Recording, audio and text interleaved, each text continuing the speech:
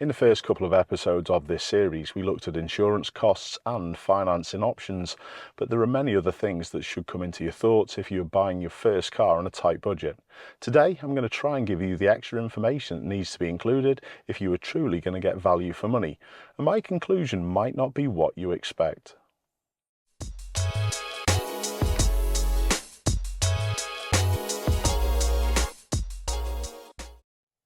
I've kept with my original 10 choices and compiled a lot of information about associated costs with running these vehicles, and the first obvious one is servicing. There are many people who could do this for themselves, but I've always taken my vehicles to a local garage that I've been using for 30 years. Garage labour costs can vary greatly, so if you're looking for someone to service your car, go off recommendations or even online reviews before booking in. I went on a website called GSF Car Parts where I could search for servicing items specific for any vehicle. I tried to make sure that my choices were like for like as much as I could, and this is what I found out. Air filters should be routinely changed and are not as expensive as you may have expected. The cheapest filter was for the Fiesta at £6.07, and the most expensive was for the Hyundai i10 at £13.08. I know the most expensive is more than double, but if we think about the small amounts involved compared to insurance costs, it's pretty irrelevant. The same can be said of oil filters. The cheapest was for the Polo at £3.92 and the most expensive was for the Mini at £8.84. Again, the price difference is not that much of a big deal. Cabin filters, or pollen filters as they're sometimes known, are not a part that has to be changed at every service, but I generally do. Again, there was no massive difference between the prices, ranging from £9.98 to £14.54. Many people think oil is just oil, but it is car dependent, and it's the most expensive part of any servicing costs. None of these vehicles that we are looking at are high performance, but it was interesting to see that one of them stood out needing a more expensive oil, and it was the Toyota Yaris. The other cars ranged from £40 to £55 for 5 litres of oil, but the Yaris was £62. This again is pretty irrelevant in relation to the insurance costs, so it doesn't really need to be a massive part of your decision-making process. I did the same with spark plugs and tyres and found similar results with the differences being negligible. However, more savings can be found by picking a vehicle that has a lower level of road fund licence, or car tax as some people know it as. The two clear winners here were the Toyota Yaris and the Hyundai i10, with yearly road fund licences of only £35. All the others were either £190 or £210 for the year, apart from the Toyota Auris, which was £305. The potential savings here are much more than any of the servicing items.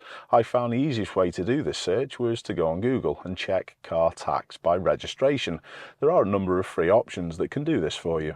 Another big potential saving is to make sure your car doesn't have a hidden history, and checking it out using Car Vertical, especially if you use my link or the promo code Ashley, it will save you 20% and could prevent you from buying a first car that will hemorrhage money. This 55 reg Ford Focus is within my budget, so let's have a look at the report. 3 green ticks straight from the off, no problems there. It's not been stolen anywhere as well, that's all good. The thing is with this car, the mileage, I'm just going to show you this, the mileage is done hardly any miles for 2006, it's only done less than 60,000 miles. But I want to show you this, there's a period of inactivity in between February 2011 and August 2012. This could mean that it's been a major malfunction with the car. It could also mean that the car's just been off the road in storage. We just don't know, but to be honest, no issue for me. It happened over 12 or 13 years ago, so no problem there. That's happened a long time ago. The car has got a current MOT result. But the big thing with these Car Vertical reports for me is the information that you can collect from the timeline, and particularly the MOT information. You can see, let's just have a little look at this one here. It did fail for an offside front tyre tread depth below requirements of 1.6 millimetres. That's okay, you can replace a tyre quite easy, but it could give you an idea of any more potential problems, maybe with suspension. Don't forget, use the code Ashley, save yourself 20%. There's always links in the description as well. So what we found out is that it's still insurance cost that is the main stumbling block.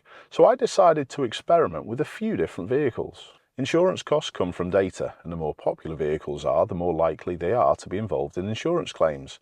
What I searched for in the beginning, when I was choosing a potential first vehicle, was popularity. Was this a mistake? The first alternative option that I spotted on Auto Trader was a Volvo C30. It was a 2008 and had done only 113,000 miles, which is nothing if it's been looked after properly, but it did have a 1.8 litre engine. The photographs seemed to show the car was in good condition for its age.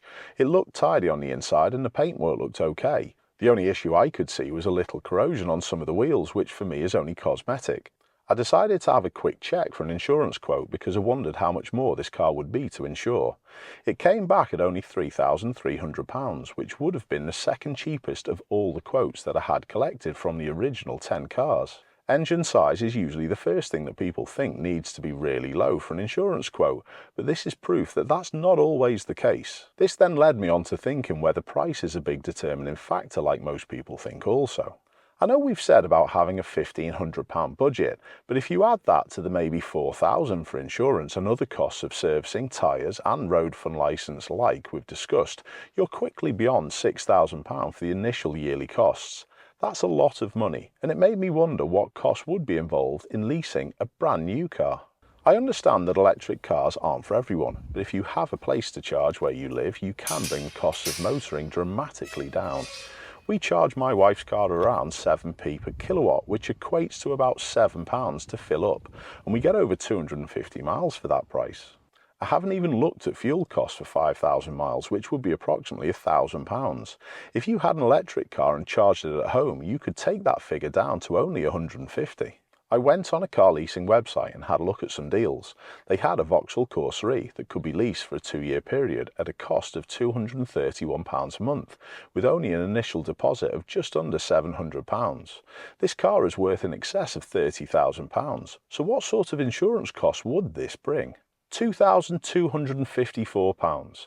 That's right, it's less than half the cost of insuring a 2007 Toyota Auris worth £1,500, and effectively you've saved more than the purchase price of your first vehicle. It's not just that simple though. You do have to think of ongoing costs and the residual value of your potentially purchased vehicle going forward, but leasing a safer, more efficient vehicle with no potential worry of unknown maintenance costs for a fixed monthly price may very well appeal to a lot of people.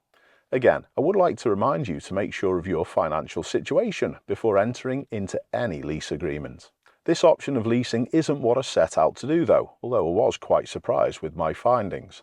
I'm still going to purchase a vehicle for £1,500 and I've started looking. Thinking outside the box again, I've discovered that insuring the 2006 1.6 Ford Focus Estate that we looked at earlier in the car vertical segment would only cost my imaginary first-time driver £1,790 for the year.